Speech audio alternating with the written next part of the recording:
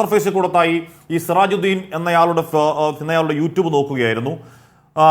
എന്തോ കാഫില എന്നൊക്കെ പറഞ്ഞ ഒരു യൂട്യൂബ് ഉണ്ട്. ഏതോ ഒരു CM ഷെയ്ഖുന എന്ന് പറയുന്ന ആളുടെ ഫോളോവറാണ്.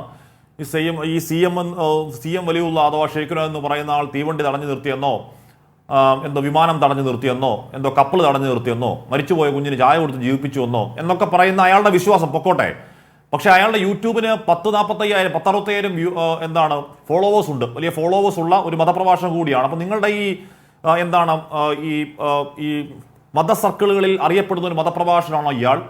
അറിയപ്പെടുന്ന ആളാണെങ്കിലും അല്ലെങ്കിലും ഇയാൾ ഒരു കൊടും കുറ്റവാളിയല്ലേ ശ്രീ നാസർ ഫൈസി കൂടത്തായി? ഇവിടെ മതം തെറ്റിദ്ധരിക്കപ്പെടുകയാണ് ഇത്തരം കാര്യങ്ങളിലൊക്കെ. ഇസ്ലാം മതത്തെ സംബന്ധിച്ചിടത്തോളം തികച്ചും ശാസ്ത്രീയപരമായ പ്രകൃതിപരമായ കാര്യങ്ങളുമായി ബന്ധപ്പെട്ടുകൊണ്ടുള്ള കാര്യങ്ങൾക്കാണ് യോജിപ്പുള്ളത്. പ്രകൃതി വിരുദ്ധമായ കാര്യങ്ങളിലും അശാസ്ത്രീയപരമായ കാര്യങ്ങളിലും മതപരമായ കാര്യങ്ങൾ അടിച്ചേൽപ്പിക്കുന്ന ഒരു നിലപാട് കൊണ്ടുവരുന്ന പശ്ചാത്തലത്തിൽ വളരെ ബോധ്യപൂർവം കാര്യങ്ങൾ വിലയിരുത്തുന്ന പ്രസ്ഥാനമാണ് സമസ്തയും അതിൻ്റെ കീഘടകങ്ങളൊക്കെ. ഇവിടെ ഇത്തരം ഒരു കുട്ടിയുടെ സ്ത്രീയുടെ മരണത്തിലേക്ക് ഇടവരുത്തുന്ന വിധത്തിലുള്ള അന്ധവിശ്വാസങ്ങൾ അല്ലെങ്കിൽ ഒരു വാശി അതാരുടെ ഭാഗത്തു നിന്നുകൊണ്ടായാലും ഒരിക്കലും അനുവദിക്കാൻ പാടില്ല. നിയമം അതിൻ്റെ വഴിയെ പോയി ഇത്തരം മതത്തെ തെറ്റിദ്ധരിപ്പിക്കുന്ന വിധത്തിലുള്ള പണ്ഡിത വേഷധാരികളെ പുറം ലോകത്തിന് മുമ്പിൽ കൊണ്ടുവന്ന് സമൂഹത്തെ ബോധ്യവൽക്കരിക്കാനും നിയമ നടപടികൾക്ക് വിധേയമാവാനും വേണ്ടി കൊണ്ടുവരേണ്ടത് തികച്ചും അനിവാര്യമായിരിക്കുന്ന ഒരു ഘടകം തന്നെയാണ്. ഇത്തരം സാഹചര്യങ്ങളിൽ വളരെ ഗൗരവത്തോടു കൂടി സമൂഹം ചിന്തിക്കേണ്ട കാര്യമുണ്ട്.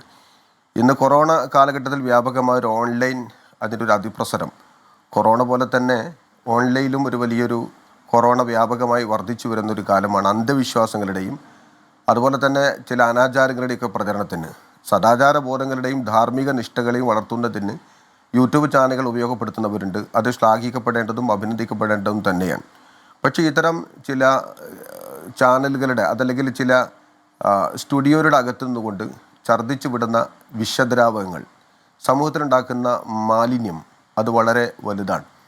അത്തരം ഫോളോവേഴ്സുകൾ ആർക്കുണ്ടായി ഇപ്പോഴത്തെ കാലഘട്ടത്തിൽ ഏതൊരു സംഘത്തിനും ഏതൊരു നിലപാടുകൾക്കും വ്യക്തികൾക്കും ആളുകൾ കൂടുക എന്നത് അതൊരു സ്വാഭാവികതയാണ്.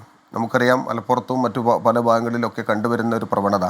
യൂട്യൂബ് ചാനലിലെ പല ഭാഗത്ത് കണ്ണൂരിലെ ഒരു തൊപ്പി എന്ന ഒരു അന്ധവിശ്വാസി, അയാളുണ്ടാക്കി തീർത്തിട്ടുള്ള വലിയ കോമഡി, അതിന് ലക്ഷക്കണക്കിന് ഫോളോവേഴ്സും അത് കണ്ട് ആസ്വദിക്കാനുള്ള ജനങ്ങളുമുണ്ട്. അതുകൊണ്ട് ആളുകൾ കൂടുതലുണ്ടാകുന്നു എന്നതുകൊണ്ട് ഒരു കാര്യത്തിൻ്റെ സാധൂകരണമാകുന്നില്ല, അതിനെ നീതീകരിക്കാൻ കഴിയില്ല.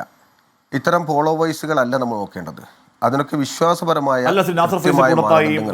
നേരത്തെ വാക്സിൻ, താങ്കൾ തന്നെ പറയുന്നു, കോവിഡിന്റെ കാര്യം താങ്കൾ തന്നെ പറഞ്ഞു. കോവിഡിന്റെ സമയത്ത് തന്നെ വാക്സിൻ വിരുദ്ധ പ്രചരണം വളരെ സജീവമായി നടന്നിരുന്നു. അതിനു മുമ്പ് MR വാക്സിൻ സമയത്ത് ആരുടെ ഉൽപാദനക്ഷമത ഇല്ലാതാക്കാനുള്ള ഗൂഢനീക്കമാണ് എന്ന് പറഞ്ഞ് അതിലും ആസൂത്രിതമായ മറ്റൊരു പ്രചരണം നടന്നിരുന്നു. വീട്ടിൽ പ്രസവിക്കുന്നതാണ് നല്ലത് എന്ന് പറയുന്ന മറ്റൊരു പ്രചരണം നടക്കുന്നു. ഇതിന് ഏതെങ്കിലുമൊക്കെ മതവേഷധാരികൾ ഏതെങ്കിലുമൊക്കെ രീതിയിൽ മതത്തെ അതിലേക്ക് ആൾക്കാരെ ആ ട്രാപ്പിൽ കൊണ്ട് വീഴ്ത്താനുള്ള ഒരു ഉപായമായി സ്വീകരിക്കുന്നുണ്ടോ ശ്രീ നാസർ ഫൈസി കൂടത്തായി?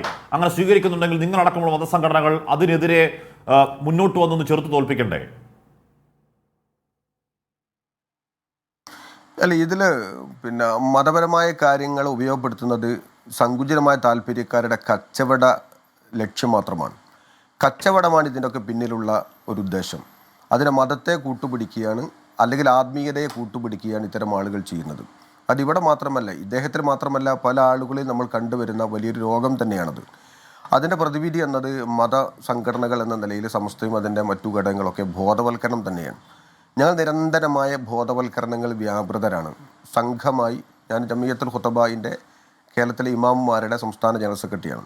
ഞങ്ങൾ ഓരോ വെള്ളിയാഴ്ചകളിലും പള്ളികളിൽ വെച്ച് ഉത്ബോധനം നടത്താൻ ഇത്തരം നിർദ്ദേശങ്ങളാണ് കൊടുത്തുകൊണ്ടിരിക്കുന്നത്. കഴിഞ്ഞ വെള്ളിയാഴ്ചകളിലും ഒക്കെ തന്നെ ലഹരിയുമായി ബന്ധപ്പെട്ട വിഷയങ്ങൾ ബോധവൽക്കരിക്കുന്ന കൂട്ടത്തിൽ തന്നെ അന്ധവിശ്വാസങ്ങളുടെയും അതുപോലെ തന്നെ ഇതുപോലെ പ്രകൃതി വിരുദ്ധമായ നമ്മുടെ രാജ്യത്തിൻ്റെ നിയമങ്ങളെ മറികടക്കുന്ന വിധത്തിലുള്ള ചില തോന്നിവാസങ്ങൾ പ്രചരിപ്പിക്കുന്ന യൂട്യൂബ് ചാനലുകൾ ആളുകളെയൊക്കെ നിലക്ക് നിർത്തുന്നതിന് ആവശ്യമായ ബോധവൽക്കരണങ്ങൾ ഞങ്ങൾ നടത്തിക്കൊണ്ടിരിക്കുന്നത്. അതുകൊണ്ട് തന്നെയാണ് ഇത്തരം ഒരു അളവോളം തടയപ്പെടാൻ സാധിച്ചിട്ടുള്ളത്. ഒരാൾ പോലും ഇത്തരം ഒരു പണ്ഡിതനെ ഇയാളുടെ ബാക്ക്ഗ്രൗണ്ട് എന്താണെന്നും ഇയാളുടെ ഉദ്ദേശം എന്താണെന്നൊന്നും ഞാൻ പഠിച്ചിട്ടില്ല, ഞാൻ അന്വേഷിച്ചിട്ടില്ല. പക്ഷെ പ്രാഥമികമായി നമുക്ക് ലഭ്യമായ വിവരപ്രകാരം ഇത് തികച്ചും തെറ്റാണ്.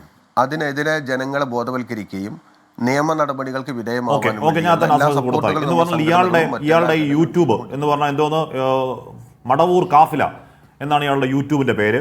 ആ യൂട്യൂബിന് 160,000 ഫോളോവേഴ്സ് ഉണ്ട്. ഇയാൾ പറയുന്നത് ഏതോ കറാമത്തിൻ്റെ കാര്യമോ ഏതോ അത്ഭുത പ്രവർത്തന കാര്യമൊക്കെയാണ് ഇയാൾ അതിൽ പറഞ്ഞുകൊണ്ടേയിരിക്കുന്നത്. ഇയാൾ നാട് നീളുന്ന ഗൾഫിലൊക്കെ പോയി അത്ര നാട് നീളെ പറഞ്ഞ കാര്യങ്ങളൊക്കെ പ്രചരിപ്പിക്കുകയാണ്. അപ്പോൾ അയാൾ പറഞ്ഞോട്ടെ, അയാൾക്ക് വായി തോന്നിയ കാര്യങ്ങളൊക്കെ അയാൾ പറഞ്ഞോട്ടെ. പക്ഷേ അതിന് 160,000 ഫോളോവേഴ്സ് ഉണ്ടാവുക എന്ന് പറയുന്നത് അതേ മതത്തിൽപ്പെട്ടവരാണെങ്കിൽ അവർ അത്രയും പേർ തെറ്റിദ്ധരിക്കപ്പെടുന്നുവെങ്കിൽ എല്ലാവർക്കും ഒരു ഉത്തരവാദിത്തം ഉണ്ടെന്ന് ഞാൻ പറഞ്ഞാണ്. ശ്രീനാഥ് സഫി